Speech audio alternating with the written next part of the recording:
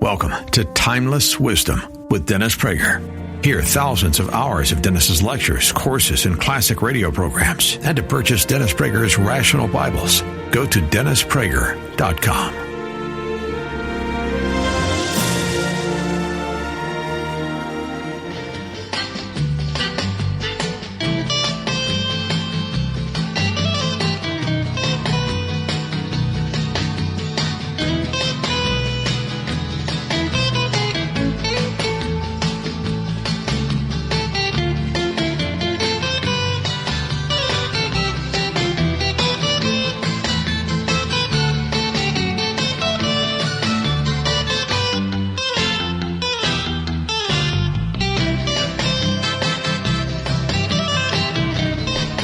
You're listening to the Dennis Prager Show, and it is the Happiness Hour. Here we go, everybody. You thought I'd forget, didn't you?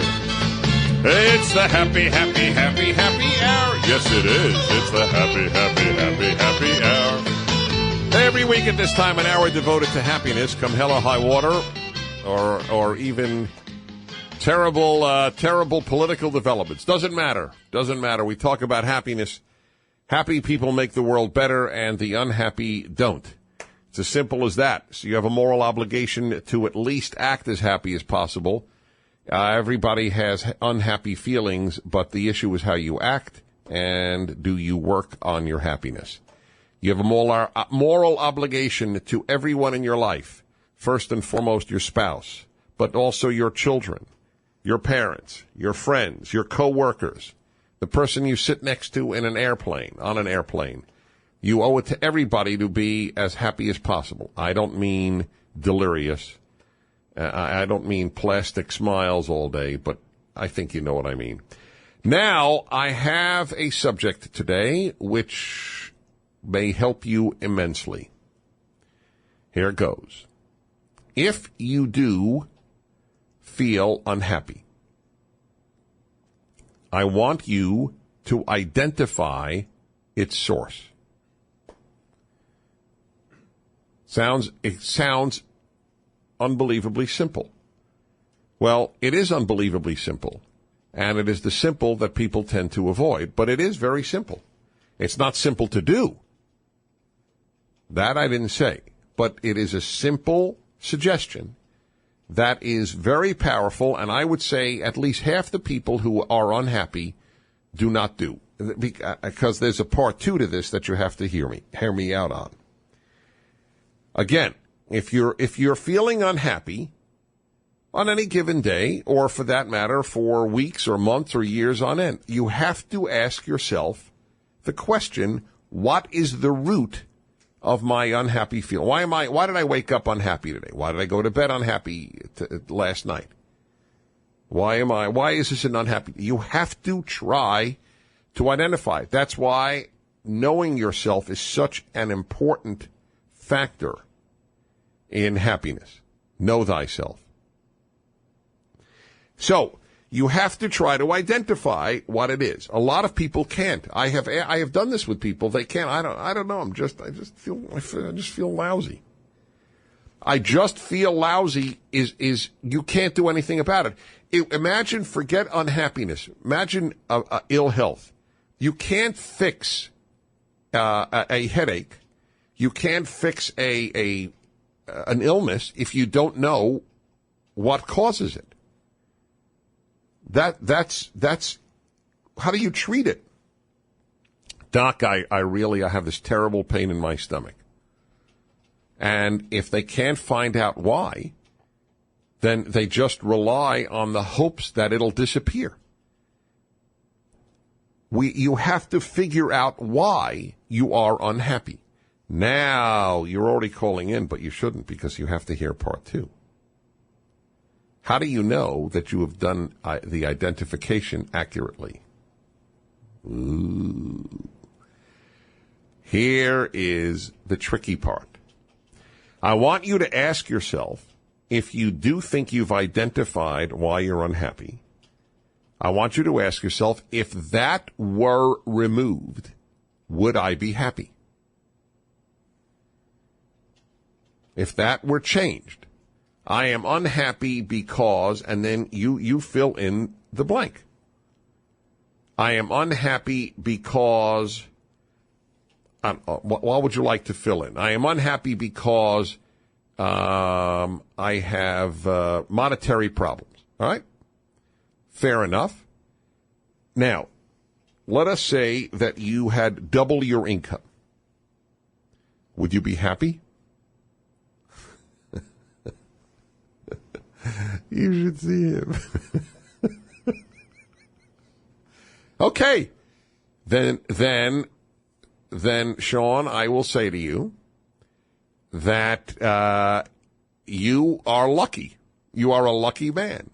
You know exactly the cause of any unhappiness in your life and exactly the solution. Now, here's the problem, sir. The number of people with double and triple and quadruple your income who are unhappy is as large as the number of people at your current income.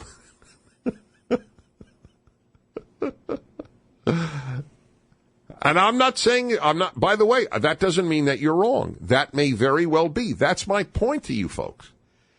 I want you to do two things with regard to any unhappy feelings that you have at a given time. Ask what it is. To say, I don't know, you're being honest, but you can't help yourself.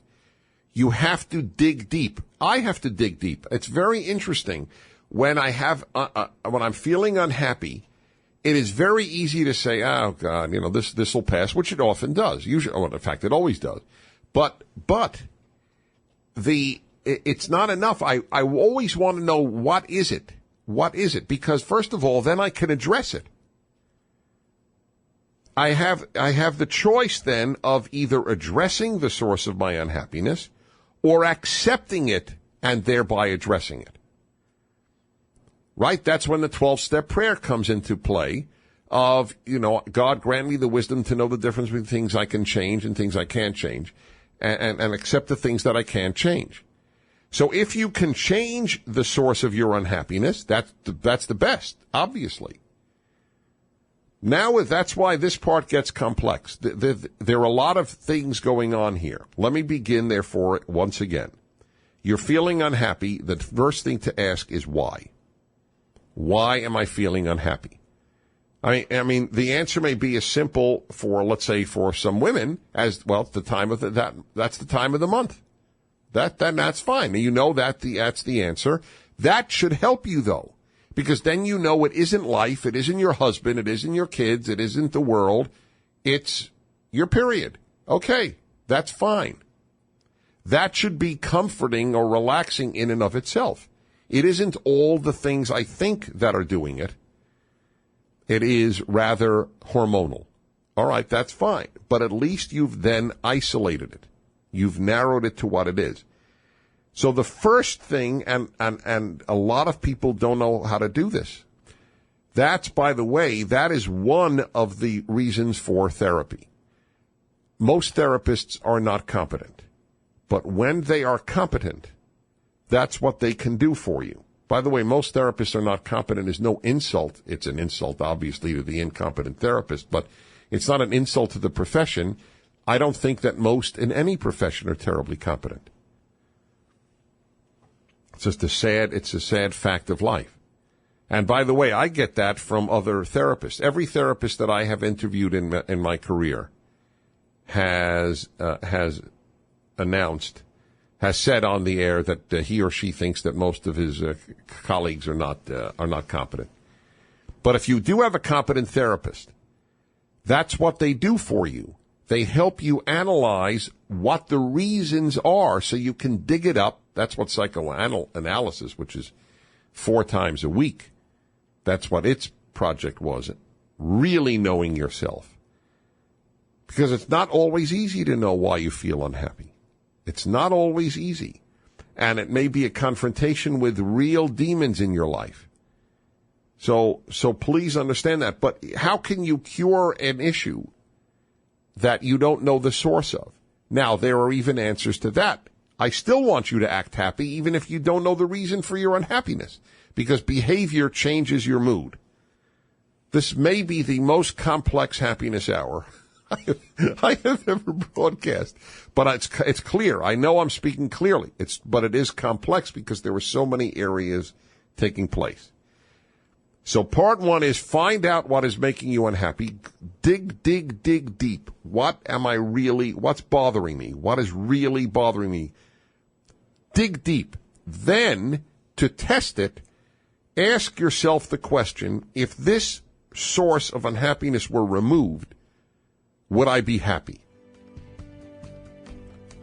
Then, you don't know the answer for sure. Of course not. But it's a way to test it. 1-8-PRAGER-776. Now you can call. Has this been clear? Would you like to ask about it? Do you do this with your own moods?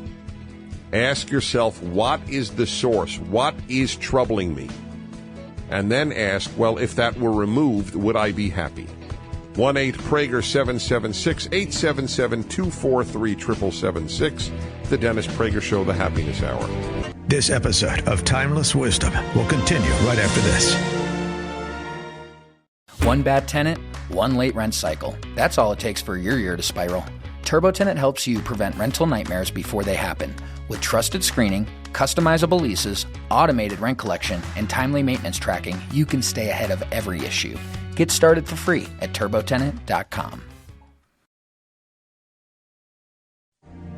Now, back to more of Dennis Prager's Timeless Wisdom. All right, this is what I want you to do. This is the Happiness Hour on the Dennis Prager Show. When you're feeling down, I want you to ask yourself why. I would say half of you would be able to answer the question, and that's huge. The other half, it's a terrible problem. If you can't identify why you're feeling down, then you can't fix it. Well, it's not fully true. Even if you can't, I take that back. You can't fully fix it, but you can fix it in a certain way, because even if you can't figure that out, you still have to work on all the other things that I've spoken about for 10 years on this hour in terms of your own happiness. You still have to act happy. You still have to seek friends. You still have to seek meaning. You still have to find joy where you can. I mean, all of the thousands of suggestions, if that's not exaggerated, hundreds of suggestions that I've given, still would apply. But at its core, you've got to know why you are unhappy or feeling unhappy at that moment. Let me take your calls because this will flesh all of this out. And by the way, a test of whether or not you're right is to then ask yourself, okay, if that were fixed, would I be happy? So if we doubled your salary, for example, that would be it. Now it's gone to a wonderful start. It's now a wonderful start. Yeah, exactly. All right. And that's very honest. That's very honest. Fair enough. All right, let's go to Hermosa Beach, California, and Betty. Hello, Betty. Dennis Prager. Dennis, a long-time listener since Religion on the Line. I love your show. Thank you. You know, I'm a therapist, and I think you're absolutely right that, you know, if we are depressed, acting happy, trying to change our mood is wonderful.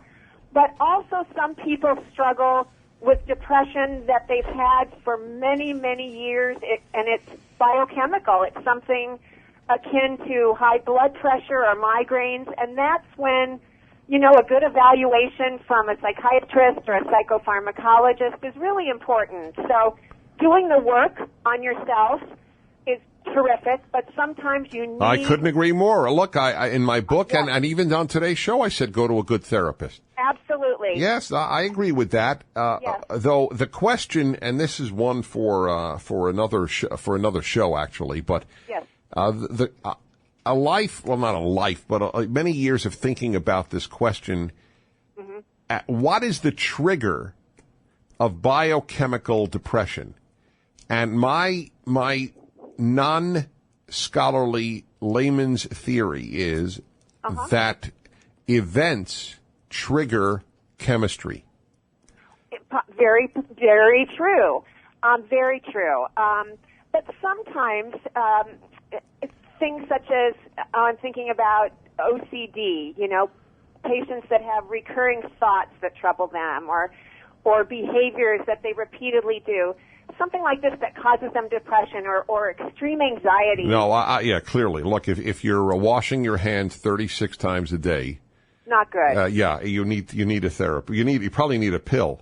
Yeah, absolutely. And yes. some people feel bad about that. So I think it's a combination of that's both. why I'm very happy that you called, Betty. Thank you so much. I appreciate that. Yeah. Okay, let's go. Oh, what was that line one? That was fascinating to me, and they're gone. McAllen, Texas, and Eric. Hi, Eric. Dennis Prager. Hi. Thank you for taking my call. I'm a big fan. Thank you. I know why I'm not happy, and it's related to someone that I care about. Her situation is terrible. She's a foster daughter that I had in my home for some time. And she was moved to a placement where since then her life has just continued to get worse and worse. Until recently she was even sexually assaulted at her school. And that's just a constant source of unhappiness for me. And I know if it was fixed, I'd be a lot more happy. Yeah, that makes perfect sense. But unfortunately, there's nothing you can do about it. That's right. Yeah, it's not in my hands. And that is where you have to accept that fact, or you can't. You know that life is filled with tragedy in this world. It's particularly aggravating when you believe it's a tragedy that could have been averted, or it's human incompetence that has caused the tragedy. That drives you nuts. Oh, it does. I know. Justice meter that goes off and drives you crazy all day. That's right. Yeah, if your justice meter can drive you nuts. I agree with that. That's true. But you really now are in the classic situation of either I accept this or I will be miserable, and the world's misery will not only include my former foster daughter, but me as well. That's right. And I do have other beautiful daughters and wonderful. Right. But this is, you know what? There's another way of dealing with this, and that is to separate pain from unhappiness. And how do you do that? I'll tell you how you do that. You say, I am in pain, but I will not allow that pain to make me unhappy. That's how you do it. And as odd as that sounds, Eric, and God bless you, you sound like such a decent soul, it can be done. It's done all the time physically, right? I am in pain, but I won't allow that to make me unhappy. I mean, there's a level of pain where you can't help it, obviously. There are pains that certain diseases cause. That's why people go on methadone, and that people go on painkillers, of course. But we generally tend to say, look, that's pain, but I'm still not going to become an unhappy person. I'm an unhappy person in pain. I'm a happy person in pain. That's what I'm asking you to say. Just as when I spoke to the doctors at the Indiana Medical Association, and I spoke to them about happiness at their annual convention 2 years ago. And I said to them, you have to distinguish between dissatisfaction and unhappiness. You're all dissatisfied, or nearly all of you, which is why they invited me to speak on happiness to their annual convention. I didn't come there to speak about medicine. So you have to distinguish between and divide between, separate dissatisfaction from happiness, and likewise, or unhappiness, pain. So you, just as you can say when you have the flu, I feel horrible, I am sick, but I am a healthy person who is sick, you have to be able to say I am a happy person in pain. All right? Nobody healthy will say, I have the flu, I am a sick person. I am sick at this moment, but I am a healthy person. Otherwise, you're doomed. 1-8-PRAGER-776, the Happiness Hour on the Dennis Prager Show. This episode of Timeless Wisdom will continue right after this. The home team has 1st and 10 in the closing minutes of the fourth quarter. Tired of missing the game because of your tenants? Let TurboTenant simplify rental management for you. It's free, easy to set up, and you don't have to worry about missing out on the big moments. Get started for free at turbotenant.com. Still going, brought down at the 50. Now, back to more of Dennis Prager's Timeless Wisdom. You're listening to the Dennis Prager Show, the Happiness Hour, and the subject today, and thank you, Jimmy, I thank him every week. Where's the real stuff in life? The topic today is, if you feel unhappy, I am asking you to ask yourself why. Dig, dig, dig, dig, dig, dig. You may need the help of a therapist. You may need the help of a friend. It may come to you immediately, but it's very important to figure out why that is. To figure out whether or not it's accurate, one way to do that is to ask yourself, well, if that were solved, or if that didn't take place, would I be happy? Very often, in fact, most of the time, you'll find that, not all the time, not at all, but most of the time you will find that when that was not an issue in your life, you were not particularly happy. So that, in fact, that may not be the reason. That may be the cause of immediate pain. And I'm asking you to divide between pain and unhappiness, just as you do between sickness and health, in the sense that you can say, I have the flu, but I'm a healthy person. All right. Anyway, let's go to some more calls. And we actually have, it's the 1 hour of the week where there's very little dissent. But when there is, it's fun to take those. Suzanne in Portland, Oregon. Dennis Prager, hi. Yes, hi, sir. Hi. I'm a little nervous, but I love your show. Thank you. I have been through basically everything you mentioned since the beginning of the program. And I realize as life goes on, I've raised 6 children, and I'm still in a very, very difficult marriage. When I was, my husband is the problem. He's not. It's all about my own attitude. I know the unhappiness being a young woman with PMS, it feels terrible. But even then you have choices. You don't have to engage in battles. You can remove yourself gracefully and say, talk to you later. And it is true. Pain can overwhelm you. The pain to hear that a parent has cancer, terminal, is so overwhelming, and you really don't feel happy. But the happiness that I have and I believe is coming from within, that has nothing to do with the circumstances.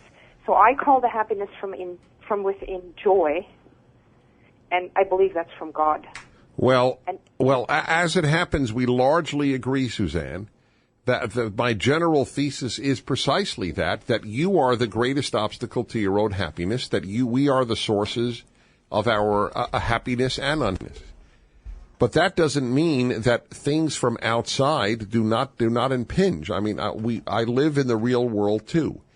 It's the sort of thing where both are true, even though they sound contradictory. But thank you. Yes, it's largely true. But I mean, I don't know her marriage at all. But let us just say that her husband is really an awful man. Well, it is hard to be happy while married to somebody awful. That makes sense.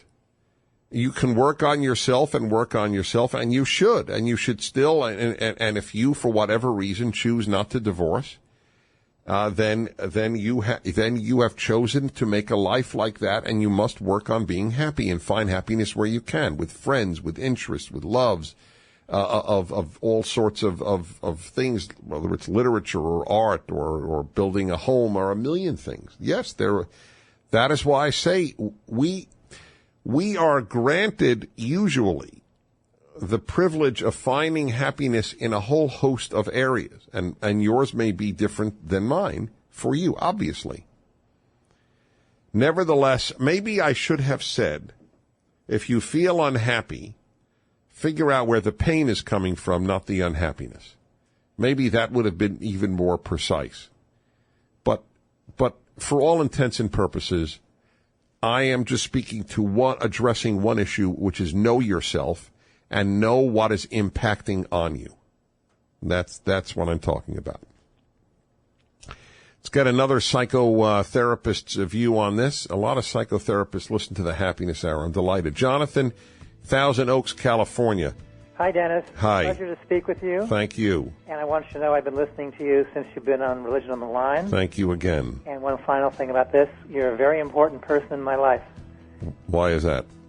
Because I learn a lot from you, and I admire the stances you take and the Well, thank you. All right, hold on. I don't want to interrupt your theory here. So he's a psychotherapist, and he has another take on this matter, and I'm curious to hear it. You're listening to the Happiness Hour on the Dennis Prager Show. You better chase all your cares away. Chase all your cares away. Hallelujah, come on, get happy. Play happy music. That'll help, my friends.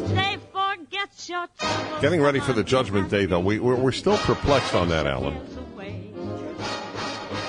Judgment is coming, and so you should be happy about it. Nothing you can do, so just accept it. I'm prepared, though. Is that arrogant? No, really. That's an interesting question. We ought to do that. If you had to be judged today, if Judgment Day were today, would you be confident that you'd be judged on the good side? Roy, you'd be confident? Our intern Roy has announced that he is confident. How old are you, Roy? Yeah, you've had ample opportunity to be a bad guy. 21. By you. How about you, sir? You're not sure. All right. 1-8-PRAGER-776. The subject has been on this Happiness Hour that if you are unhappy or you wake up, it's a bad day or a bad week, whatever, you have to find out why. Why are you feeling that? What has triggered it? I guess triggered it is the best example. Then you have to ask yourself, if that were removed, would I be happy? And that's a complex one, but it's not unanswerable.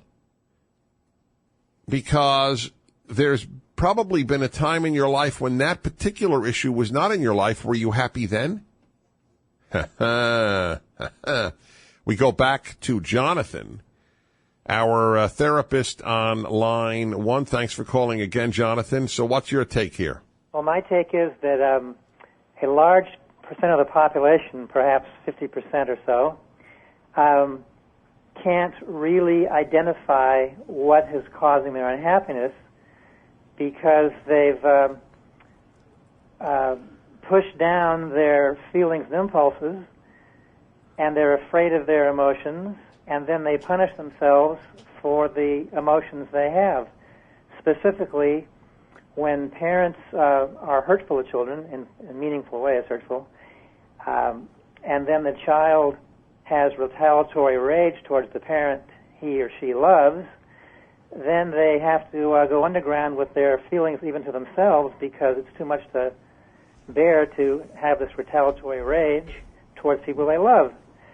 So they end up using defenses to keep themselves unaware of what is really going on with them. And that sounds very plausible. Yes. That's, by the way, an example of where it does help to have a good therapist. Yes. Because you can't figure that out on your own. Yes. And it's my contention that most therapists can't help them enough because they don't help the patient immediately start identifying their defenses. Because you can't turn against your defenses and face the truth if you keep using your defenses. And I'm talking about intellectualization, rationalization, right, vague, things like that. Have you, are you a psychologist? Well, actually, I'm a marriage family therapist, and I have a PhD in sociology. I used to be a college professor also. Fascinating. Well, listen, thank you. Thank you very much. I'm honored that you listen. All righty, we go to San Diego, California, and Jared. Hello, Jared. Dennis Prager. Hi. I just wanted to say that sometimes we can't even identify what it is that makes us unhappy, and I've had those days too. So what I do is I make a happiness list of things that make me happy, and usually it goes away. And, that's very nice. What's on your list? Things that make me accomplishments in my life. I have a hearing loss, and a lot of people have said, you're not going to be able to do this or that because of your hearing loss. And looking back on my life, I've overcame things that people said I shouldn't have been able to overcome, and that makes me happy. That's very impressive. How are you hearing me so well now?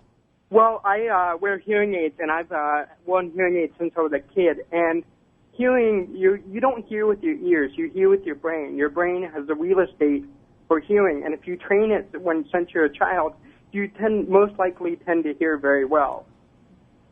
Fascinating. So it's hearing practice. Yeah, well, nothing like accomplishment to make one have some degree of happiness. That's why I'm so against the self-esteem movement without achievement. I'm so against giving all the kids who play in their baseball league as kids a trophy, because then there's no achievement. This, in fact, I've just written. They're coming out with a book next year, a men's commentary on the Torah, the first 5 books of the Bible, and I'm one of the men they asked to comment on one of the chapters. And it's a point I'll develop, I think, maybe on an Ultimate Issues Hour about this, something I've talked to you about so often, compassion versus standards, and how society has opted for the compassion and it will self-destruct because standards keep society alive, not compassion. Compassion is a beautiful trait of human beings, of course, and that we should exercise it on a daily basis. But to govern society, standards have to be maintained. And the kids that we were compassionate toward, they lose, so they feel bad. We'll give them a trophy. Have only been hurt. I would even at 8, I would never evaluate a trophy if I lost. I mean, the idea was absurd. What is there to aim for? If you win a trophy if you're lousy, and if you win a trophy if you're good, why not be lousy? Unbelievably simple stuff to me. All righty, let's go to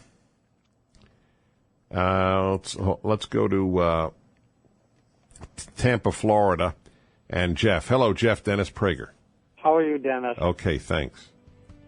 Yeah, I'm happy and I'm unhappy at the same time. In answer to your question, if I were judged today, would I be judged on the good? I hope so, because I believe that if I died tomorrow, I'd be up in heaven with Jesus. I have no doubt in my mind about that. All right, well, that gives you a lot of confidence, totally understandably.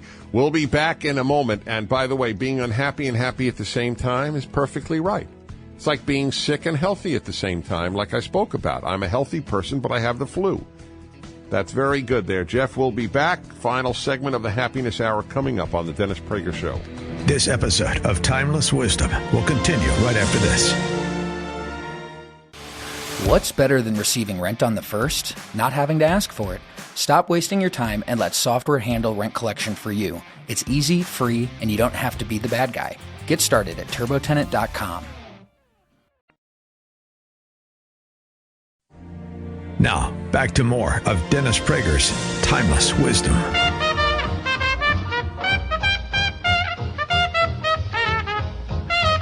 You're listening to the Dennis Prager Show. Yes, indeed. You know, I want to say something on happiness as a huge general statement that might be helpful as well. This has been, and this is the Happiness Hour on the Dennis Prager Show.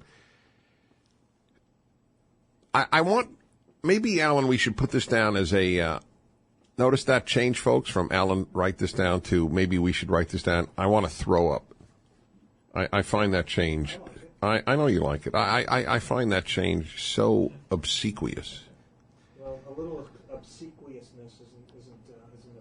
A little obsequiousness is not a bad thing? Uh-huh. Who said that? Patrick Henry? A little obsequious is not, or was it Aeschylus? It was Henry. Was it Mickey Mantle? Was it Mickey Mantle who said that? Uh-huh. Okay. Anyway. Keep going. I'm enjoying this. I'm sure you are. So this is what we should write down. Turn his mic off, will you? There's a danger he may continue.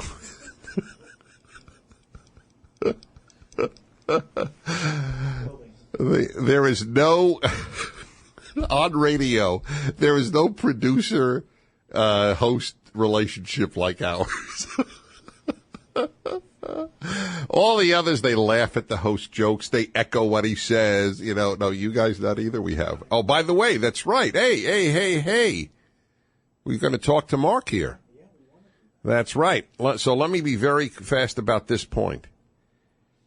I want you to always ask yourselves this question in life. What's my choice? So you have a very clear choice in life, no matter how much pain you're in. You will either let it make you unhappy or you won't. That's your choice.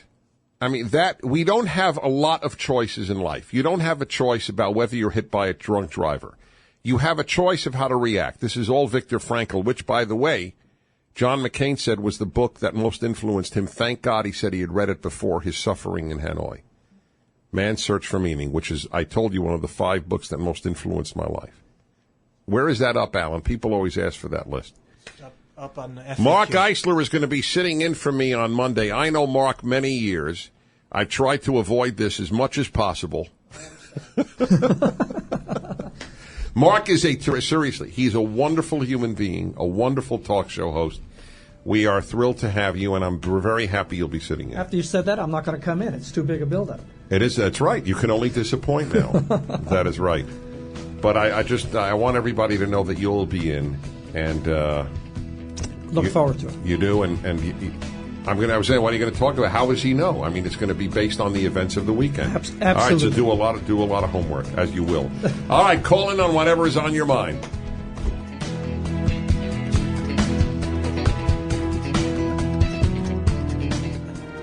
This has been Timeless Wisdom with Dennis Prager. Visit DennisPrager.com for thousands of hours of Dennis's lectures, courses, and classic radio programs, and to purchase Dennis Prager's Rational Bibles.